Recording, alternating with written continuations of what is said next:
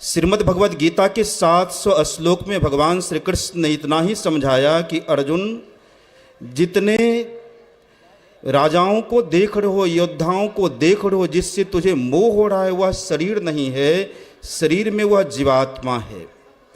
ऐसा नहीं कि यह कल नहीं थे, कल का तात्पर्य इससे पूर्व नहीं थे। ऐसा नहीं कि मृत्यु के बाद ये नहीं रहेंगे।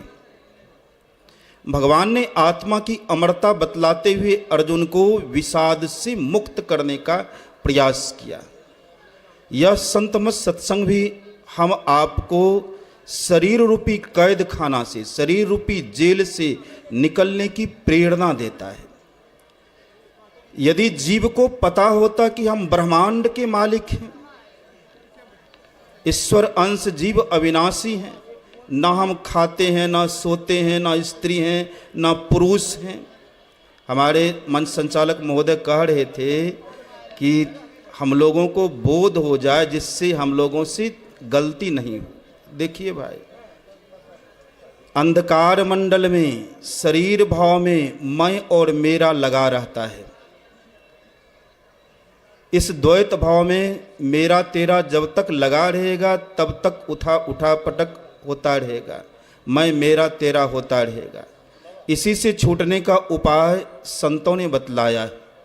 भगवान कहते हैं कि हमारा मतलब इससे पूर्व ना जाने हम कितने जन्मों तक, पाठ में श्रवण किया, आकर 4,84,000 जोनि भ्रमत यह जीव अविनाशी, फिरत सदा माया कर प्रेरा, काल कर्म स्वभाव गुण घेरा, कबहू कि करि करुणा नर देही, देत ईश बिनु हेतु स्नेह।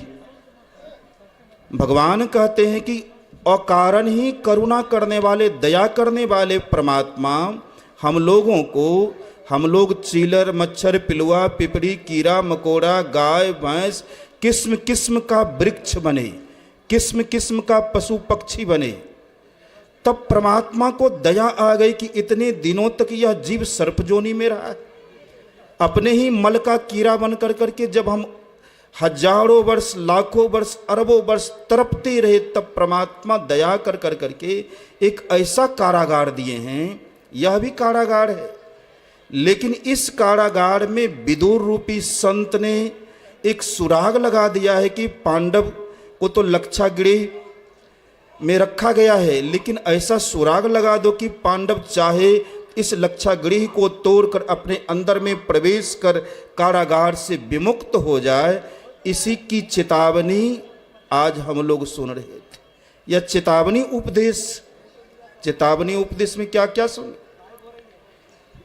पाठ में सुने कि यदि यह चेद वेदी दत्त सत्यम अस्तिना चेदिया वेदी, भूतेषु भूतेषु विचित्य धीरा, प्रेत्याः अस्माद् लोकाः मृता भवन्ति। उपनिषदकार कहते हैं, यदि इस जन्म में, किस जन्म में, इस शरीर के छूटने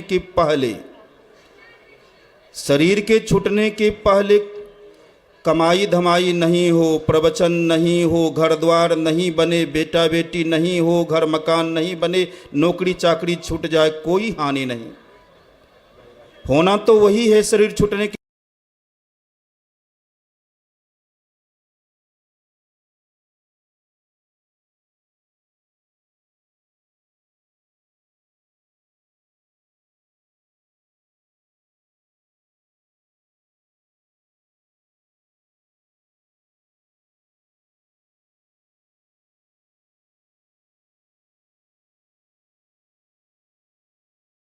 बाद कुछ हो या नहीं हो, परंतु सब कुछ हो जाए बेटा बेटी, तो जितने वृक्ष देख रहे हैं, जितने पशु पक्षी देख रहे हैं, उस जोनी में कितने दिनों के लिए?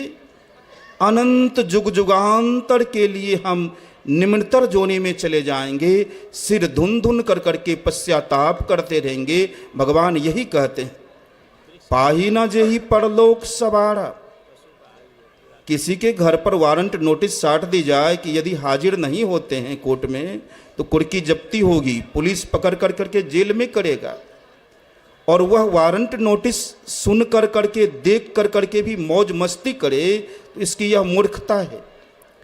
परमात्मा ने यह शरीर मौज करने के लिए, विषय भोग भोगने के लिए नहीं दिया। पाठ में क्या सुना? यही तन कर फल विषय ना भाई।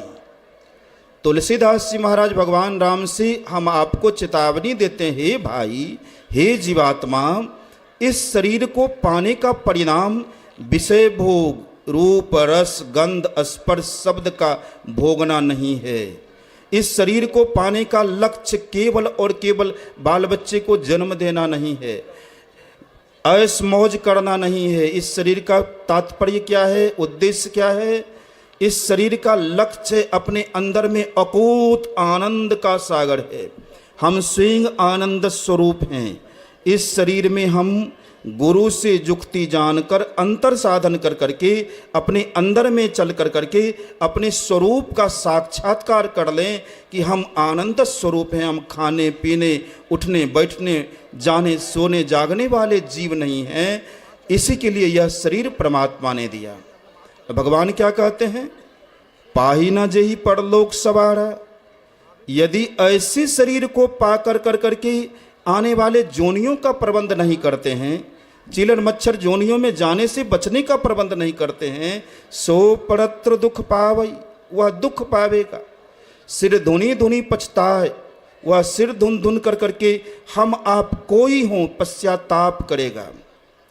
सरग नरक अपवर्ग निसेनी पर टिप्पणी गुरु महाराज का पढ़ें। गुरु महाराज ने टिप्पणी लिखा है काकभूषुंडी गरुड़ संवाद में, स्थूल शरीर के अंदर का अंधकार नरक में जाने का रास्ता है, चिन्ह है, सीढ़ी है। गुरु महाराज कहते हैं कि यदि हम अपने अंदर के अंधकार में शरीर त्याग कर दिए तो नरक का तात्पर्य मनुष्यतर जोनि में जाने की निशानी है। बताएं, आज सब कुछ है।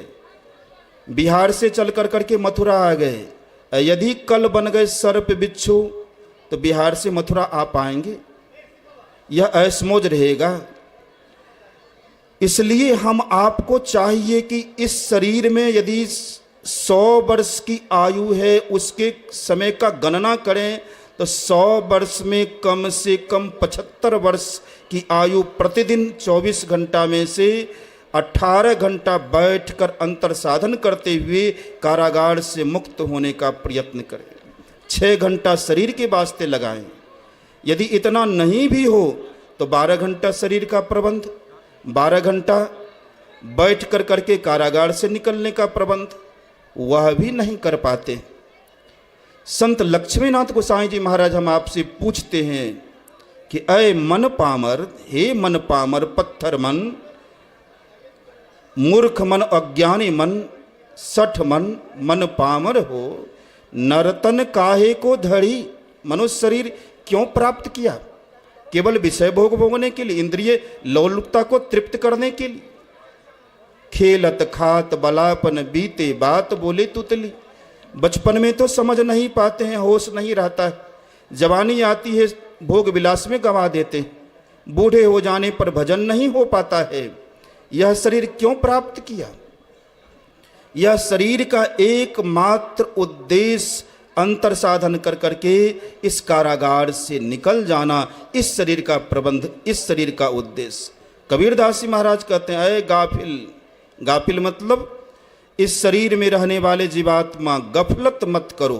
गफलत का तात्पर्य टाला टोली मत करो, कल के ऊपर भजन को मत रखो। गुरु महाराज की कृपा से, परमात्मा की कृपा से कोरोना काल में हमें यदि जीवन मिल गया तो केवल भजन में लगाओ। मर जाना था हम आपको भी, बहुत सारे लोग मर गए। यदि बचे हैं तो इस शरीर को केवल भजन में लगाओ। मन पामर हो, नरतन काहे को धड़ी। कबीर साहब कहते हैं, अरे दिल गाफिल गफलत मत कर, एक दिन जम तेरा आवेगा, एक दिन जम आवेगा, मृत्यु होगी। कहाँ आए हम आप? सौदा करण को याजक आया। सौदा करने के लिए, परमात्मा भक्ति रूपी सौदा करने के लिए इस शरीर में आए। पूंजी लाया मूल गमाया, गाफिल गोता खावेगा। मनुष्य शरीर रूपी पूंजी को कहाँ कहाँ गमाए? खाने में, सोने में। 6 घंटा प्रतिदिन सोने का मतलब है 100 साल जीते हैं तो 25 साल सोकर बिता दिया। ऐसे अनमोल निधि को, संपत्ति को खाने में, शौच जाने में आ रहे थे, रास्ते में देखे कुछ लोग ताश खेल रहे थे। आपके यहाँ संसार के लोग आकर करके सत्संग कर रहे हैं, यहाँ के लोग ताश खेल रहे हैं। कबीरदास जी यही कहते हैं कि ताश खेलने के लिए यह शरीर नहीं मिला। इस बेशकीमती सांस को केवल सांस सांस में नाम सुमिर ले, अवधि घटे तन की, जगत में खबर नहीं पल की, सुकिरत कर ले नाम सुमिर ले, को जाने कल की। कल की बात को कौन जानता है कि कल हम बचे रहेंगे। इसलिए इस शरीर को पाकर गुरु से जुक्ति जानकर अंतर साधन करें। अब भगवान श्री कृष्ण, जो मेरा समय बचा है, भगवान श्री कृष्ण और गुरु महाराज में क्या संबंध है, एक घटना के माध्यम से हम आप विचार करेंगे। गुरु महाराज के एक उच्च कोटि के भक्त महर्षि रामानंद स्वामी जी महाराज हुए। उनके पुत्र का नाम है कृष्ण कुमार। वे अभी जीवित हैं लखनऊ में। मंत्र जप कर करके उनको सिद्धि हो गई थी। आप कुछ पूछते, उनके हाथ में कोयला घिस दिया जाता था, उत्तर सिद्धि के प्रभाव से, मंत्र जप के प्रभाव से वह उत्तर आ जाता था। भगवान कृष्ण के एक अनन्य भक्त बाहरी उपासना तो करते थे, लेकिन जुक्ति जानकर साधन भजन नहीं करते थे। उन्होंने पूछा उनसे, कृष्ण कुमार बाबू से, कि मैं भक्ति तो भगवान कृष्ण का करता हूँ, लेकिन तुम्हारे पिताजी तुम गुरु महाराज की भक्ति करते हो या ठीक नहीं करते हो, तो बताओ कि तुम्हारी क्या गति होगी, हमारी क्या गति होगी। उत्तर आया, उनके हाथ में कोयला घसा गया, उत्तर आया कि आपकी भक्ति पूरी नहीं होगी, आप बहिर्भक्ति करते हैं, हम लोग गुरु जुक्ति से भक्ति करते हैं, भगवान कृष्ण की सार भक्ति हम आप करते हैं। तो उत्तर में प्रश्न किया गया। प्रश्नकर्ता ने कहा कि मैं क्या करूं। उत्तर उस पर लिखा गया। मंत्र की सिद्धि से ना कोई बोल रहे हैं, ना कोई लिख रहे हैं, और सत्यदेव शाह जी महर्षि मिहिर चरित के लेखक सामने खड़े थे। उत्तर आया कि आपको भी गुरु से जुक्ति जानकर परमात्मा की आंतरिक भक्ति, सार भक्ति करनी चाहिए। उन्होंने प्रश्न किया, किनसे जुक्ति जानूं। उत्तर आया, महर्षि मिहिर परमहंस महाराज वर्तमान युग के संत सदगुरु हैं। प्रश्न पूछा गया, प्रश्नकर्ता प्रश्न करते हैं, वे कौन हैं। भगवान श्री कृष्ण का चेहरा, मुरली लिए हुए चेहरा उनके हाथ पर छप जाता है। उन्हें विश्वास होता है कि भगवान कृष्ण ही मिहिर रूप में अवतरित हुए। तो संत और भगवंत एक ही तत्व होते हैं। वही संत रूप में आते, वही भगवंत रूप में आते, उन्हीं भगवान श्री कृष्ण का अनन्य रूप गुरु भी होते हैं। गुरु से जुक्ति जानकर अंतर साधन करें, इहलोक और परलोक दोनों कल्याणमय होगा। श्री सद्गुरु महाराज की जय। श्री सद्गुरु महाराज की जय। सुन रहे थे हम लोग पूज्य स्वामी शंकर बाबा से, काम क्रोध मद लोभ की जब लगी घट में खान, क्या पंडित क्या मूर्खा दोनों एक समान। फिर कहा, कामी क्रोधी लालची इनसे भक्ति न होय, भक्ति करे कोई सूरमा, जाति वर्ण कुल खोय। ऐसे जो होते हैं, वैसे कौन हैं, हमारे मंच पर मंचासीन हैं, और जिनका आपने नाम सुना महर्षि मिहिर परमहंस जी महाराज का। तो ऐसे संतों के द्वारा हम लोगों को ज्ञान की प्राप्ति होती है, और फिर ध्यान करके उस परमात्म तत्व को हम जानने का प्रयास करते हैं, तो वहाँ तक पहुँच जाते हैं। आइए, अब हमारे बीच मंचासीन हैं पूज्य स्वामी परमानंद बाबा, जो सिद्धपीठ कुप्पा घाट से पधारे हुए हैं। उनसे हम लोग सुने श्री सद्गुरु महाराज।